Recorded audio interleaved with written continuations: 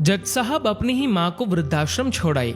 आश्रम में माँ का ध्यान रख सके इसलिए वहां के चौकीदार से दोस्ती कर ली थी और उसे कुछ पैसे भी दे दिए थे। चौकीदार के पूछने पर जज साहब ने चौकीदार को अपने दिल की बात आंखों में आंसुओं के साथ बता दी कि घर में पत्नी है जो माँ के साथ बदतमीजी से पेश आती है और पत्नी के कहने पर दोनों बच्चों ने माँ से बात करनी ही बंद कर दी। माँ को अकेलापन लगने लगा और इन सब वजहों से दिन भर रोती रहती थी, इसीलिए उसे आश्रम छोड़ने के लिए आ गए।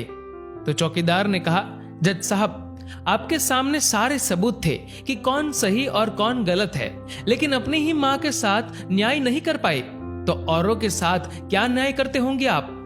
ये बात जज साहब के दिल को चुभ गई।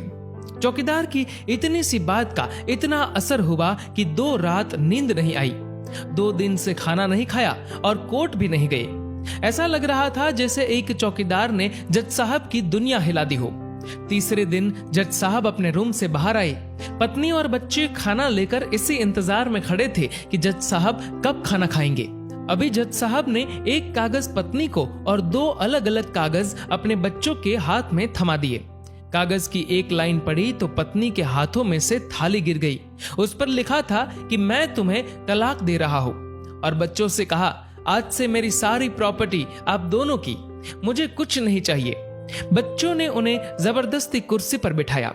हाथ जोड़कर पैरों में गिरकर इन सब का कारण पूछा तो आंखों में आंसुओं के सैलाब के साथ जज साहब बोले कि मैं मेरी 65 वर्ष की माँ को आश्रम छोड़ के आया हूँ, अनजान लोगों के भरोसे छोड़ के आया हूँ, और आप सब कारण पूछ रहे हैं। हम लोगों को शर्म आनी चाहिए। रोज मेरे कोर्ट से आने के बाद माँ रोती थी कि बेटा प्लीज मुझे वृद्धाश्रम में शिफ्ट कर दो।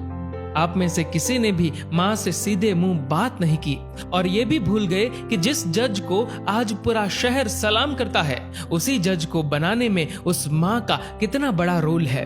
कभी दूसरों के घरों में काम करने जाती तब भी मुझे अकेला ना छोड़ती थी। ऐसी भगवान समान माँ को मैंने आश्रम में छोड़ दिया, और वो भी ऐसे लोगों के भरोसे जिन्हें ये तक नहीं पता कि माँ को क्या बीमारियां है। खुद को कोसते हुए जज साहब कहते हैं, दूसरों पर फैसले सुनाने वाला आज मैं खुद हार गया। मैं जज नहीं बल्कि गुनहगार हूँ, और मैंने जो गुनाह किया है वो शायद कानून तो माफ कर देगा, लेकिन ईश्वर के कोर्ट में वो कभी माफ नहीं होगा। ये कहते हुए जज साहब बोले कि अब मैं अपने पापों का प्रायश्चित करने जा रहा हूँ।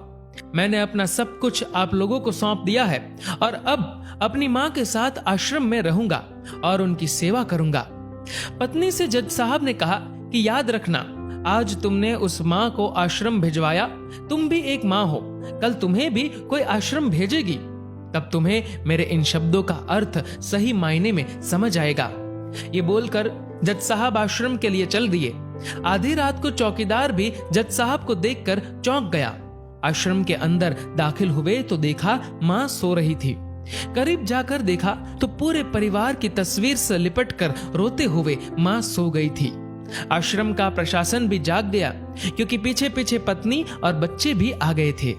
उन्हें यह एहसास हो गया था कि उन्होंने क्या पाप किया है। तभी आश्रम की एक कर्मचारी बोली, हम इन्हें आपको नहीं सौंप सकते, क्या पता कल आप इन्हें मार दो तो। ये सुनते ही जज साहब की पत्नी को दिल में बहुत दर्द हुआ।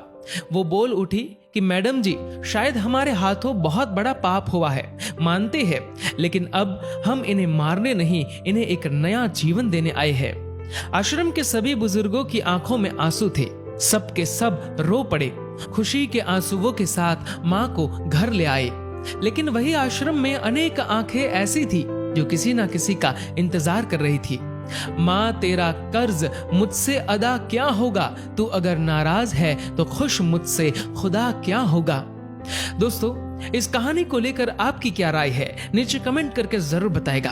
और दोस्तों, अगर आपको ये वीडियो पसंद आए तो इस वीडियो को लाइक करेगा और ज्यादा से ज्यादा लोगों तक शेयर करेगा। और ऐसे ही और भी इंस्पिरेशनल वीडियोस के लिए सब्सक्राइब करें हमारे यूट्यूब चैनल को और फेसबुक पर फॉलो करें हमारे पेज को।